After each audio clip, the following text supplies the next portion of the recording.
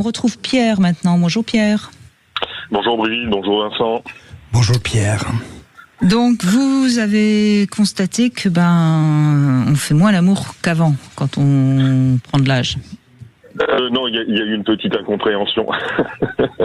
Non, au contraire, c'est que avec, on va dire la mère de mes enfants, c'était, comme on dit, mes meilleurs souvenirs. Et avec la compagne que j'avais dernièrement, c'était tous les jours. Voilà. Ce qu'il y avait, c'était, comme je dis, le temps de latence qui augmente un peu. Bon, ça c'est. Ah oui, bon. ça peut pas être toutes les heures arrivé à un certain âge. Ça c'est sûr. Mais bon, on s'occupe autrement, on va dire. Non mais tous les jours, ça va. Ah oui. Pour l'instant, dans quelques années, peut-être que ce sera tous les mois. Oui, ça passe à chaque semaine. Là. Une semaine après, c'est pas donné tous les mois. Mais effectivement, c'est un vrai problème de la période réfractaire, surtout le. Alors, expliquez peut-être Vincent ce que c'est pour ceux qui ne connaissent pas, qui sont très jeunes. C'est que la période réfractaire, après un rapport sexuel qui se termine chez l'homme par un orgasme, le corps se vide, donc les hormones, en particulier l'ocytocine, va se vider. Donc il faut un certain temps pour reconstituer le stock, donc c'est pas aussi vite. Donc il y a une période dans laquelle on n'est pas excité ni mentalement ni physiquement. Et cette période-là, hélas, ne fait que s'allonger. 5 minutes, 15 minutes, 20 minutes, 1 heure. Et puis après 50, 60, 70 ans, ça peut passer un jour, une semaine, etc. Et que c'est l'âge, c'est le temps, c'est la vie. Ça laisse. Et ça pousse aussi les hommes à se poser la question, est-ce qu'on n'est que dans la recherche de la performance, de la rapidité, du nombre de fois, ou est-ce qu'on va chercher quelque chose de beaucoup plus présent, beaucoup plus incarné? Parce que le vrai problème n'est pas que c'est long. Le problème, c'est que le premier rapport, c'est minable. Il est trop court. On n'a pas fait assez. On n'a pas créé les rapports pour créer une liaison très intense. C'est assez rapide, très superficiel. On est sur le mois. On n'a pas réussi à créer. Et donc, on espère de se rattraper sur le deuxième coup. Et lorsqu'on essaie de se rattraper... Ah, ça, vous parlez des hommes qui éjaculent un peu trop vite. Et puis il y a des précoces, bien sûr, parce que là, c'est très rapide. Donc, on parle la technique de premier coup pour rien. Ça va, le premier coup, ça part dans le vide, c'est pas grave, je me rattrape avec le deuxième. Il consulte à 40 ans, docteur, je suis précoce, et maintenant, je suis impuissant. Donc, c'est pas du tout ça, c'est juste qu'il n'a pas managé.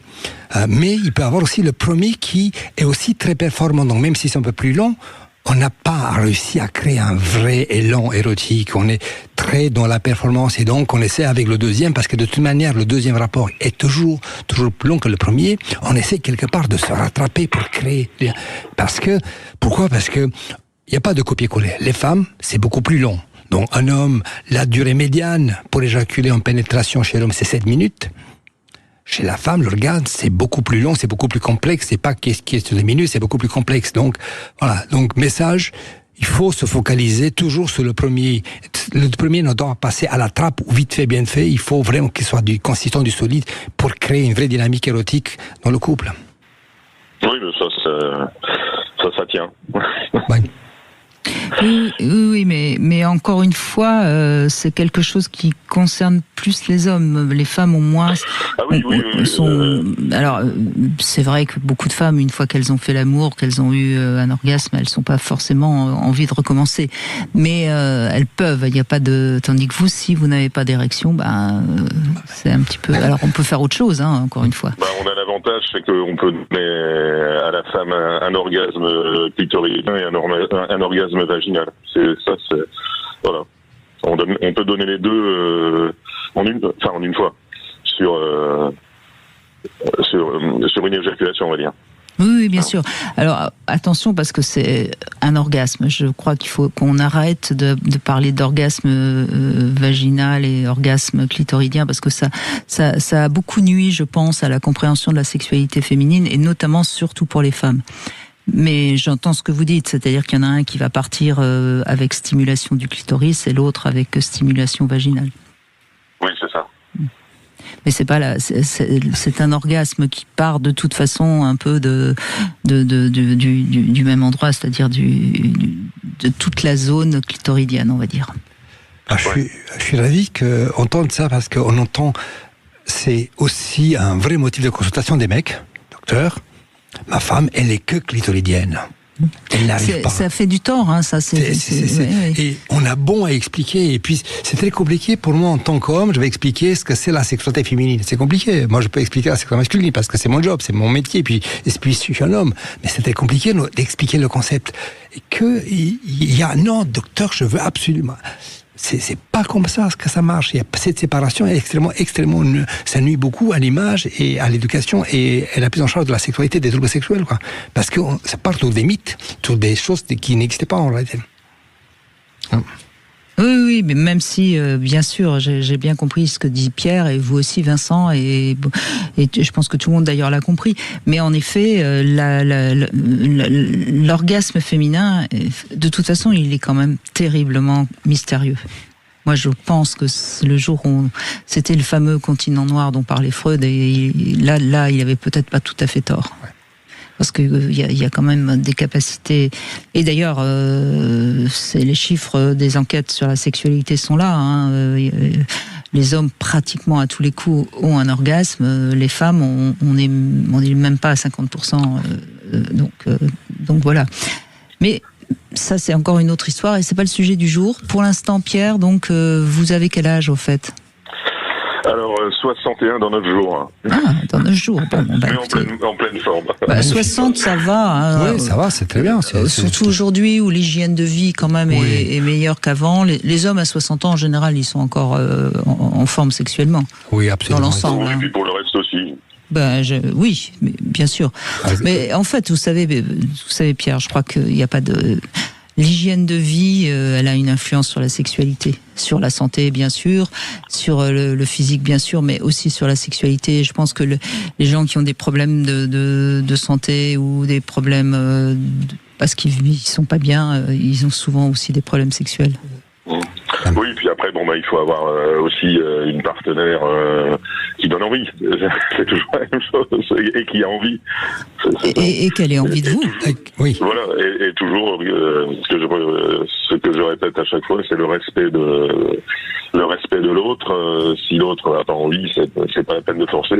Je trouve ça idiot de forcer l'autre parce que à quoi ça sert de forcer une personne j'ai droit de forcer sa partenaire, forcer, entre parenthèses, mais de dire on a envie, non, si elle a pas envie, ça sert à rien.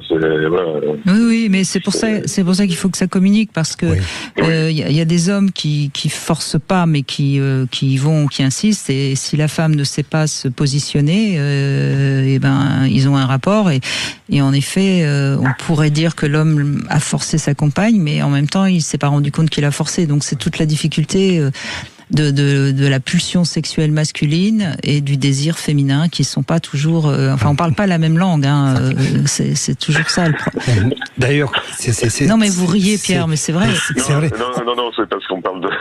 Oui. Parce que quoi ? Pourquoi vous riez ?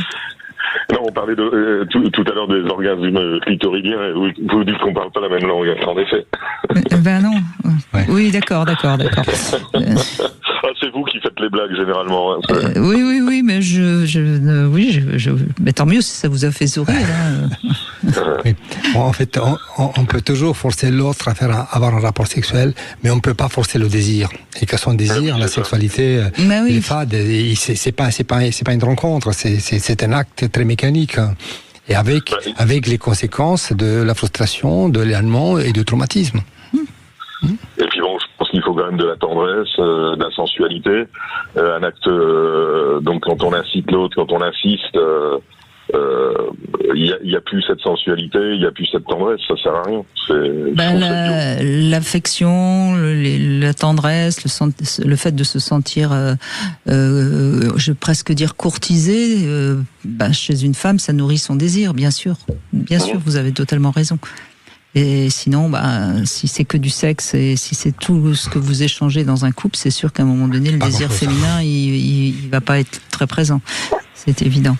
Bon, Pierre, bonne continuation pour les 30 ans qui vous restent. Au moins. Oh non, j'allais plus loin, Ah oui, écoutez. Tiens, d'ailleurs, j'ai appris le décès de Edgar Morin à 103 ans. Oui, j'ai su ça, voilà. Et c'est vrai que c'est une vie remplie. Et c'était quelqu'un de formidable. Voilà, donc j'en profite pour le signaler pour ceux qui n'étaient pas au courant. Parce que justement, j'avais trouvé une citation pour aujourd'hui, donc que je vais lire. Allez-y, Vincent, rendons hommage. Il a écrit à 102 ans son livre « Encore un moment ». Le plus étonnant est que l'on s'étonne de si peu vivre. Moi, je trouve que c'est fabuleux, hein, et probablement, je m'étonne aussi qu'on peut si peu désirer.